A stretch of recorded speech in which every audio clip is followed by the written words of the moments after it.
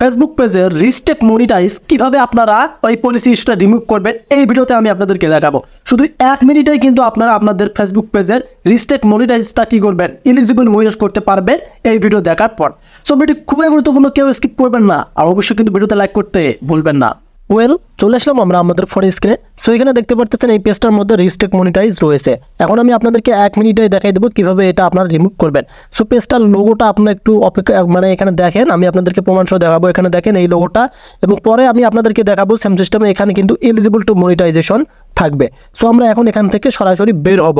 বের হওয়ার পর আমাদের আইডিটা এবং যে আইডির মাধ্যমে পেজটা ক্রিয়েট করছি সেটা কিন্তু আমরা ক্রোম ব্রাউজারে লগ ইন করে নিব। সো আপনাদের কাজ হবে এখান থেকে বের হওয়া।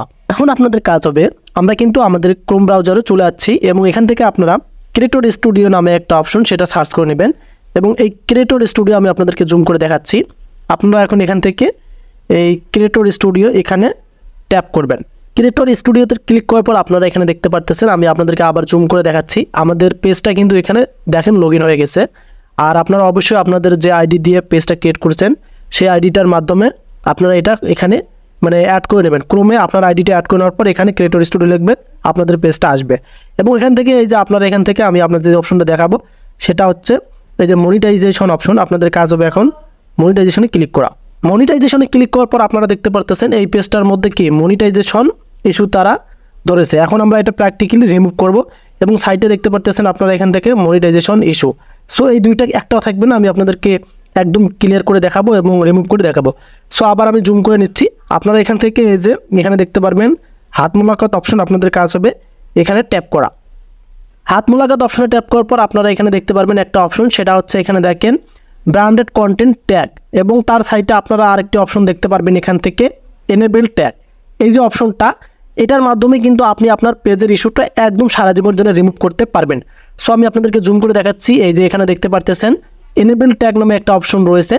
এখন আপনাদের কাজ হবে এখান থেকে, আমি একটু ছোটো করে নিচ্ছি, আপনারা এখান থেকে এই যে এনেবল ট্যাগ অপশন এখানে ক্লিক করবেন।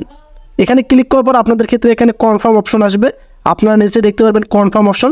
আপনাদের কাজ হবে আবার কনফার্ম অপশনে ক্লিক করা। এখানে ক্লিক করার পর আমরা এখন আমাদের পেজটা কি এখন চেক করব যে আমাদের পেজের ইস্যুটা চলে গেল কি গেল না। সো আপনারা এখান থেকে কি একটু ব্যাক করবেন, আমি আপনাদেরকে দেখাচ্ছি। আমি কিন্তু এখান থেকে ব্যাক করব। সো আমি আপনাদেরকে প্র্যাকটিক্যালি দেখাচ্ছি। এখান থেকে আমি একটু ব্যাক হচ্ছি। আপনারা এখন দেখতে পারতেছেন আমাদের কন্টেন্টগুলো কিন্তু দেখা যাচ্ছে। সো আপনাদের কাজ হবে এখন এখান থেকে আবার এই মনিটাইজ অপশনে ক্লিক করা, আমি আপনাদেরকে দেখাবো। সো আপনারা মনিটাইজেশনে আবার ক্লিক করবেন।